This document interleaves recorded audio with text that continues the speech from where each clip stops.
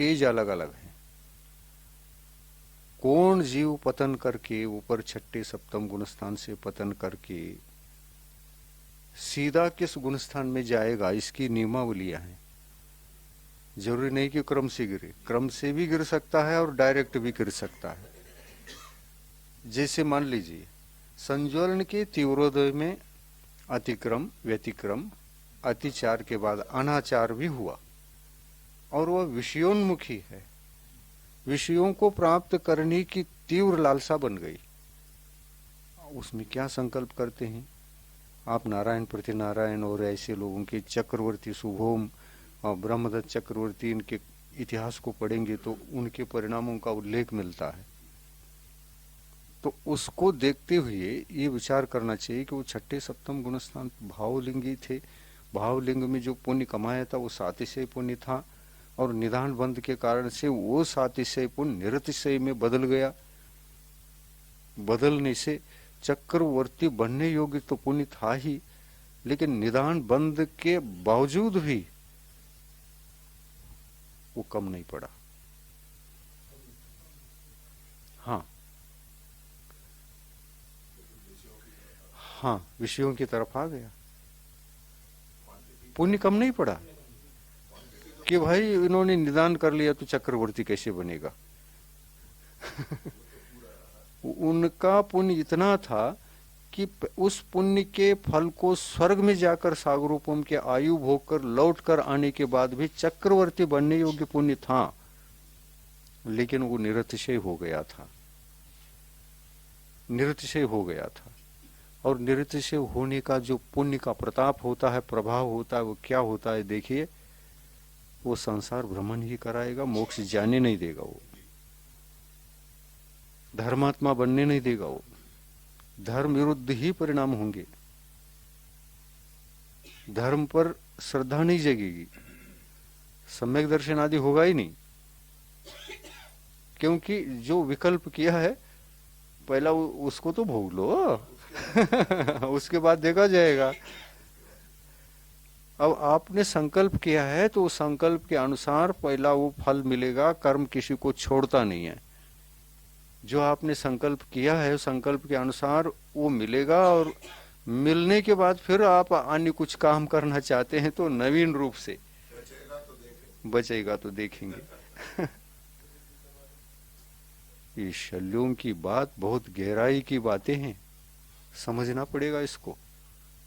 चिंतन करने की कैपेसिटी हो तो चिंतन होता जाता है। चिंतन करना चाहिए, चिंतन का विषय बनाना चाहिए, तब अद्भुत अद्भुत विषय मोतियां, आगम की मोतियां प्राप्त होती हैं चिंतन की धारा में। तो चलिए अपन को ज्यादा गहराई में न जाते हुए एक ही दिन में ये पहले भेदों को जान लेते हैं। द्रव्य शल्य और भाव शल्य।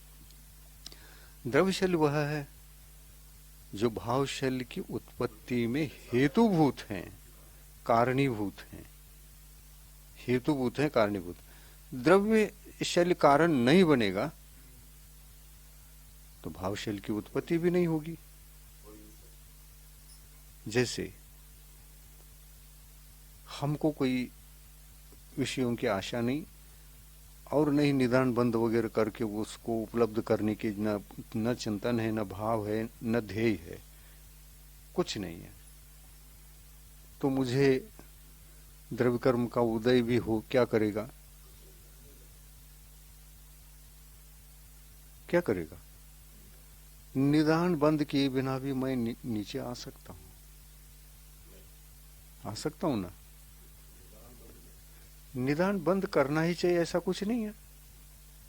नीचे आने में ये दर्शन मुनि या चारित्र मुनि का उदय हुआ, निदान बंद करना जरूरी नहीं है। जैसे एक इंद्रिय आदि जीव हैं, विकलत्रय जीव हैं, ये क्या निदान बंद करते हैं? अनादिकाल से मिथ्यात्व का उदय है, क्या निदान बंद करने से वो उदय था क्या? वो क्या धर्म से लौटकर अधर्म में आए हैं क्या? ऊपर के गुणस्थान में कभी थे और पतन करके नीचे आए, ऐसी बात तो है ही नहीं। अनादिकाल से मिथ्यात्व का उदय है, वो तो अनादिकाल से है। लेकिन जरूरी नहीं है कि ये भाव शल्य के होने पर ये शल्य जो है ना, शल्य सतत चुभने वाला विकल्प है, सतत आत्मा को चिंता में डालता है, प्रतीक्षा में रखता है कि मिल रहा है कि नहीं मिल रहा है, मिल रहा है कि मिल रहा है, उसका नाम शल्य है। हाँ ये संगी को असंगी को होगी क्या? कैसे? मतलब जिसको पुण्य पाप ने मालूम नहीं, पुण्य का फल मालूम नहीं क्या है, ऐसा जीव भी कर्म बांध रहा है, क्या वो विषय सुख आदि को जानता है? जो आत्मा को नहीं जानता, विषय सुख ये है और आत्मा वो है, ऐसा कोई भेद भिन्नता का चिंतन उसको है क्या? नहीं है। असंगी पंचेंद्रिय तक नहीं है। तो निदान बंद आदि से पतन करने वाला जीव ये तो ऊपरी गुण स्थानों से आता है, नहीं तो एक इंद्रिय जीव को निदान बंद वाले कहना पड़ेगा।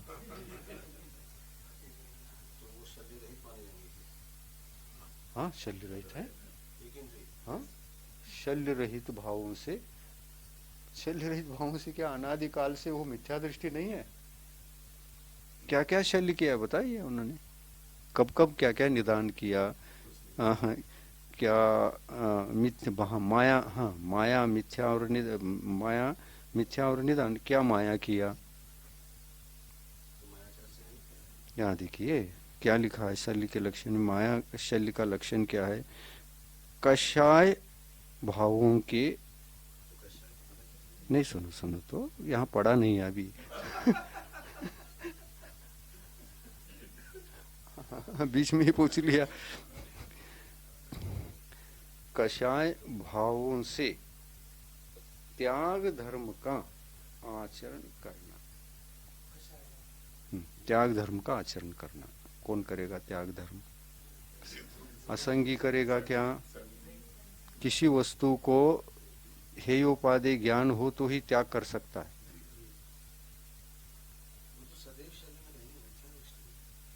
शल्य जोड़ क्यों रहे हैं आप जबरदस्ती में उसको? यहाँ जो माया शल्य है, त्याग धर्म का आश्रय करके क्या करना? कषाय रूप प्रवृत्ति। जैसे मैंने परिग्रह को त्यागा, क्यों त्यागा? हम संगी पंचेंद्रिय त्याग भी करेंगे और भोग भी करेंगे, दोनों योग्यता हमारे पास है। पर क्या असंगी जानता है ये त्याग करने योग्य है, ये भोगने योग्य है? त्याग जो है धर्म का कारण है, त्याग नहीं करेंगे तो ये अधर्म का कारण है, इससे पाप का फल मिलता है, उससे पुण्य का फल मिलता है। ये चिंतन संगी असंगी पंचेंद्रिय में भी नहीं है। जहाँ हेयोपादे का ज्ञान नहीं होता वो त्याग नहीं कर सकता। क्यों? हेयोपादे मालूम नहीं है। अब नैसर्गिक रूप से, नैसर्गिक रूप वो छोड़ देता है, वो छोड़ने का नाम त्याग नहीं है। जैसे पशु है असंगी पंचेंद्रिय, मनुष्यों में तो असंगी नहीं है, और संगी पंचेंद्रिय जीवों में हेयोपादे से रहित जीव नहीं है। संगी पंचेंद्रियों में हेयोपादे से रहित कोई जीव है? नहीं। योग्यता तो है उसमें, हे क्या है, उपादेय क्या है, इसको समझने की योग्यता नहीं है। इस योग्यता से रहित कोई जीव नहीं है संगी पंचेंद्रियों में। असंगी में नियम से है, योग्यता नहीं है, हेयोपादेय की योग्यता नहीं है। तो जो हेयोपादेय की योग्यता जिन जीवों में नहीं है वो कितने प्रकार के हो गए? 5 प्रकार के। एक इंद्रिय, द्विइंद्रिय, तीन इंद्रिय, चतुरेंद्रिय, असंगी पंचेंद्रिय। अगर हेयोपादेय की योग्यता होती तो सम्यक दर्शन भी होता इन सभी जीवों को। गुण क्या है, दोष क्या है, इसको समझने की योग्यता असंगियों में नहीं है और किसी नीचे जीवों में नहीं है। ये केवल संगी पंचेंद्रियों में है, इसलिए संगी पंचेंद्रिय को ही सम्यक दर्शन होता है, क्योंकि संगी पंचेंद्रिय अपनी योग्यता से गुण और दोष के पहचान कर लेते हैं। उपदेश आदि ग्रहण भी होना इनके लिए संभव है। उनको उपदेश आदि ग्रहण होना और सुन करके उसमें हे क्या है, उपादेय क्या है, ये चिंतन करना, ये संभव नहीं है। तो फिर यहाँ तक जो ये बात है, इस बात से प्रतीत होता है एक जीव निदान बंद करने वाला, यानी सशल्य बनने वाला, सशल्य बनने वाला जो हेयोपादे का ज्ञान रखता है वही सशल्य बनता है। बाकी जो जीव होते हैं वो हेयोपादे का ज्ञान न रखते हुए मिथ्या दृष्टि रहते हैं। पहले गुणस्थान में आते हैं, अनंतानुबंधी का फल भी भोग रहे हैं, उसका उदय भी हो रहा है, उसका फल भी भोग रहे हैं। तो ये नीच गुण के स्तर से दोष के स्तर में कभी नहीं आए हैं। जब संगी पंचेंद्रिय बने होंगे वो तो आए होंगे, परंतु अनादि से जीव मिथ्यात्व में ही था।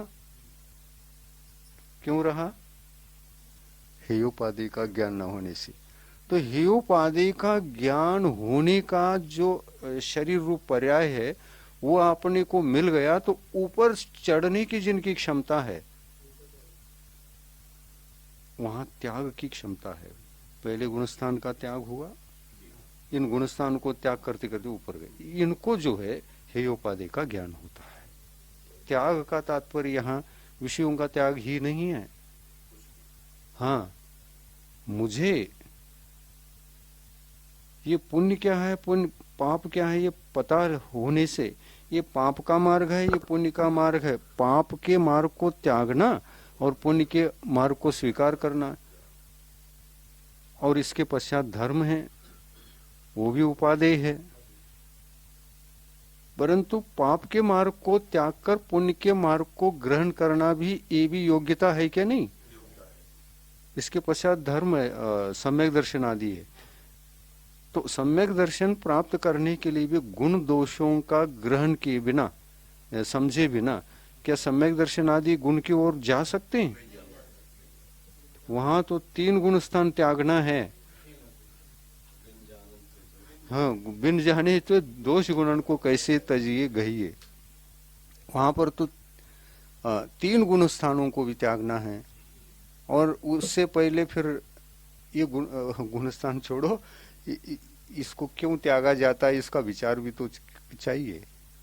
इसमें हित क्या, हित क्या, क्यों त्यागना चाहिए, इतनी योग्यता, विचार करने की योग्यता जिस जीव में होती है वो नियम से संगी पंचेंद्रिय होता है। और ये अपने को सोचना नहीं चाहिए कि ऐसे जो संगी पंचेंद्रिय होता है उसी को मिथ्यात्व गुणस्थान होता है निदान बंद होने से। ऐसा भी नहीं, सशल्य जो होता है उनको मिथ्यात्व गुणस्थान शल्य आदि से भी हो सकता है, और शल्य के बिना भी हो सकता है, कषाय मात्र से भी हो सकता है, अतत्व श्रद्धान मात्र से भी हो सकता है। अतत्व श्रद्धान मात्र से भी गिर सकता है।